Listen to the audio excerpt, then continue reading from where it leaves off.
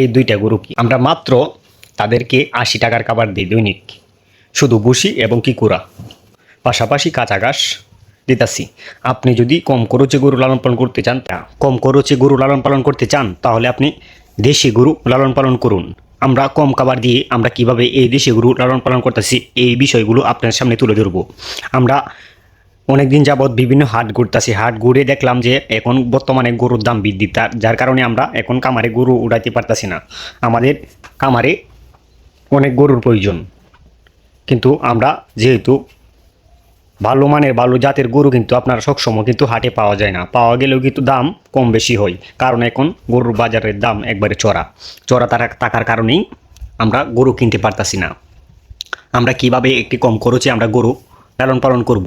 দেখেন, আপনি যদি ভালো মানের ভালো জাতের গরু লালন পালন করতে চান, আপনি বকনা লালন পালন করুন, আপনি বাছুর লালন পালন করুন। বাছুরে আপনার এই যে দেখেন শুকনা কর দিয়েও কিন্তু তাদেরকে সুন্দরভাবে অনায়াসে লালন পালন করা যায়। হালকা পরিমাণে ঘাস এবং কি হালকা পরিমাণে ভুসি দিয়ে গরু সুন্দরভাবে লালন পালন করা যায়। আমরা তাদেরকে প্রতিদিন আমরা কি পরিমাণ খাবার দিতেছি, এই দুইটা গরু কি আমরা মাত্র তাদেরকে ৮০ টাকার খাবার দিই দৈনিক, শুধু ভুসি এবং কি কুড়া, পাশাপাশি কাঁচা ঘাস দিতাছি। আপনি যদি কম খরচে গরু লালন পালন করতে চান, তাহলে আপনি এরকম দেশি গরু লালন পালন করুন। যদি কম খরচের মধ্যে আপনি গরু লালন পালন করতে চান, দেখেন তাদের বডির কিন্তু গ্রোথ কিন্তু কমে নাই, ঠিক আছে, গ্রোথ কিন্তু আপনার ঠিকই আছে, কিন্তু তাদেরকে যদি আপনি পানি দিয়েও ফেটটা বড়ায় রাখতে পারেন, তারপরে এদেরকে বছর শেষে ভালো মানের ভালো জাতের আপনি বাচ্চা পাইবেন। আপনি বাচ্চা উৎপাদন করার জন্য আপনি কোন বাছুরগুলো সিলেক্ট করবেন, এরকম ভালো মানের ভালো জাতের বাছুরগুলো সিলেক্ট করবেন, এবং কি নিচে দেখবেন সবসময় নাভি আছে কিনা। যে বাছুরগুলোর নাভি থাকে নিচে, সে বাছুরগুলো কিন্তু আপনার ৫, ৬, ৭ লিটার পর্যন্ত দুধ দিয়ে থাকে, ঠিক আছে, কারণ বীজ থেকে কিন্তু এই বাছুরগুলো দেয়। মানে যদি অন্য গাভীর মাধ্যমে ভালো মানের যদি বীজ দেয়, তখন কিন্তু মানে এই নাভি ঝুলানো থাকে প্রতিটা বকনার। আপনি দেখবেন যে দেশি যেগুলো বকনা আছে ভালো মানের ভালো জাতের, সেগুলো কিন্তু নিচে কিন্তু নাভি ঝুলানো থাকবে। আপনি কম খাবার দিয়ে কম খরচে আপনি লালন পালন করতে পারেন। এদের পিছনে আপনার প্যারা বলতে কোনো কিছু নাই, আপনার যে সারাক্ষণ লেগে থাকতে হবে এদের পিছনে, এরকম কোনো কিছুই না।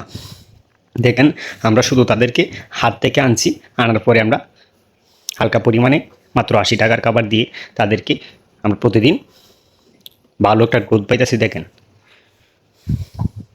তাদের শরীর স্বাস্থ্য কিন্তু আল্লাহর রহমতে অনেক ভালো, কিন্তু তারা কিছুদিন পর পর মানে হিট আইতাছে। পুরাপুরি হিটে এখন আসে নাই, কারণ এখন বয়স হয় নাই, ঠিক আছে, বয়স হইলে কিন্তু পুরাপুরি হিট আসবে। এই গরুগুলোতে আমরা কিন্তু জাত উন্নয়ন করার জন্য আমরা আমাদের খামারে রাখছি। আমরা পরবর্তীতে আবার গরু আনবো, ঠিক আছে, কিন্তু আমরা হাটে কিন্তু যাই, কিন্তু হাটে আমাদের মিলতেছে না। আমাদের যে গরুগুলো আমাদের পছন্দের গরুগুলো আমরা পাইতেছি না, যার কারণে আমাদের কিন্তু এখন হাট থেকে গরু কেনা আর হইতেছে না এখন। কিন্তু আমরা সামনে হাটে যাব। দেখেন, এই যে আমার খামারের আগে ভাঙা খামার থেকে এখন কিন্তু মানে চতুর্পাশে নেট দিয়ে দিছি। দেখেন আমার বাহিরের দৃশ্যগুলো দেখেন, চতুর্পাশের বাতাস কিন্তু আমার খামারের ভিতরে ঢুকে। আপনি এমন জায়গায় খামার করবেন যেন আপনার খামারে যেন বাতাস ঢুকে। এই যে দেখেন আলু বাতাস কিন্তু আমার খামারে ২৪ ঘন্টায় চলাচল করতে পারে।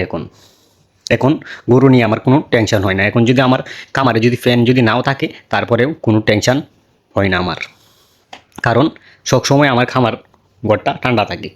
কারণ এই যে দেখেন, এরকম জায়গায় খামার করবেন যেখানে আপনার ২৪ ঘন্টা আলু বাতাস চলাচল করবে, সেমন জায়গায় খামার করা উচিত। কারণ আবদ্ধ জায়গায় যদি আপনি খামার করেন, তখন কিন্তু বিভিন্ন ধরনের গ্যাস সৃষ্টি হয়, এখান থেকে রোগ জীবাণু কিন্তু এখান থেকে সৃষ্টি হয় গ্যাসের মাধ্যমেই, ঠিক আছে। আপনার একটা গরু যদি শ্বাস নিতে কষ্ট হয়, ঠিক আছে, শ্বাস নিতে কষ্ট হইলে কিন্তু তার দ্রুত মাংস বৃদ্ধি হবে না, এবং কি তার দিনে দিনে সব কিছুর ক্ষমতা শক্তি হারিয়ে ফেলবে। এই যে দেখেন কি পরিমাণ ভরপুর বাতাস ২৪ ঘন্টা পাইতেছে আল্লাহর রহমতে। ভাঙা খামার আর কি, কিন্তু খামারটা আল্লাহর রহমতে গরু বিক্রি করে আমরা কিছু রিপেয়ারিং করার চেষ্টা করছি। আপনারা সবসময় আমাদের ভিডিওগুলো দেখেন, আমরা আপনাদের সামনে ভালো কিছু যেন দিতে পারি, সেই আশা রেখে এই ভিডিওটি শেষ করলাম এখানে। আসসালামু আলাইকুম।